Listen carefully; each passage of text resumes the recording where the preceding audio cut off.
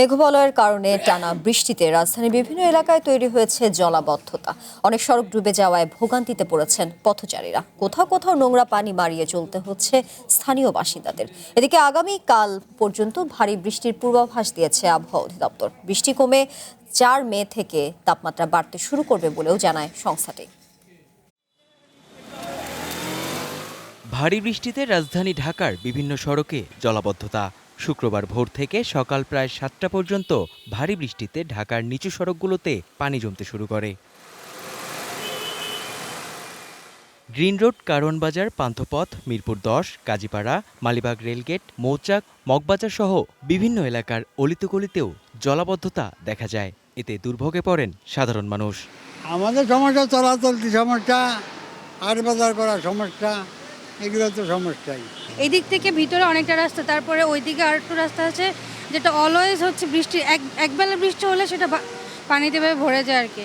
পানি নামার জায়গা নাই, ড্রেন ঠিক নাই, তো এই গ্রিন রোডে পানি হলে সমস্যা হয়ে যায়। এদিকে জলাবদ্ধতা নিরসনে সকাল থেকেই সিটি কর্পোরেশনের কর্মীদের ব্যস্ততা দেখা যায়। জলাবদ্ধতার জন্য মানুষের তৈরি কারণগুলো তুলে ধরে জনসাধারণকে সচেতন হবার আহ্বান জানান তারা। জলাবদ্ধতার মূল কারণ হলো যে মানুষ সচেতন না, সকলেই রাস্তার উপরে ড্রেনের উপরে ময়লা আবর্জনা ফেলে দেয়। পানিটা জমে, ড্রেন ফুরিয়ে যায়, ড্রেন ক্লিয়ার নেই। নির্মাণে নাম্বার 1 শাহ সিমেন্ট।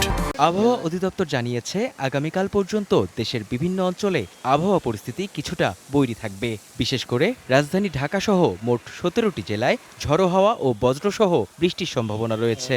ময়মনসিংহ, ঢাকা, খুলনা, বরিশাল, চট্টগ্রাম এবং সিলেট বিভাগের জন্য, যেটা গতকালকে থেকে পরবর্তী 2 দিনের জন্য, অর্থাৎ গতকালকে, আজকে এবং আগামীকালকেরও দুপুর পর্যন্ত বৃষ্টিপাতের যে ধারাটা অব্যাহত রয়েছে সেটা আরও 4-5 তারিখ পর্যন্ত অব্যাহত থাকতে পারে। এরপর বৃষ্টিপাতের মাত্রাটা কমে আসতে পারে। ছুটির দিন হওয়ায় সকালে যানবাহন তুলনামূলক কম, তাই জলাবদ্ধতা নিয়ে জনগণের দুর্ভোগও কিছুটা লাঘব হয়। সাধারণ মানুষের অসচেতনতার কারণেই রাজধানীতে ভারী বৃষ্টিপাত হলেই তৈরি হয় জলাবদ্ধতা। এতে সাধারণ মানুষই ভোগান্তির মুখে পড়েন। এ থেকে বাঁচতে হলে জনগণকে সচেতন হওয়া ছাড়া উপায় নেই বলছেন সংশ্লিষ্টরা।